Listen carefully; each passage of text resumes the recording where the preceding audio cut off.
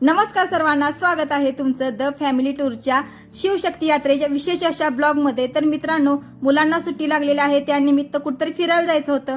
तर फिरायला जायचं म्हणलं तर काहीतरी नवीन करूया अशी आपली मनात अपेक्षा धरून आम्ही सुरू केलेलं आहे शिवशक्ती यात्रा। तर शिवशक्ती यात्रा म्हणजे काय मित्रांनो? तर शिवशक्ती यात्रा म्हणजे 3.5 शक्तीपीठे आणि 5 ज्योतिर्लिंगे या टूरमध्ये आपल्याला कव्हर करायचे। तर ही मनात इच्छा धरून आम्ही आमची ट्रिप सुरू केली। तर जाताना रस्त्यामध्ये लागतं आपल्याला औदंबर। तर औदंबर दत्त महाराजांना लांबूनच नमस्कार केला आणि दत्त महाराजांना सांगितले की आमची जी काही शिवशक्ती यात्रा आहे ती निर्विघ्न आणि बिना संकटाची पूर्ण होऊ दे, आम्ही सुरक्षित घरी येऊ देत अशी दत्त महाराजांना प्रार्थना करून आम्ही आमचा पुढचा प्रवास सुरू केला।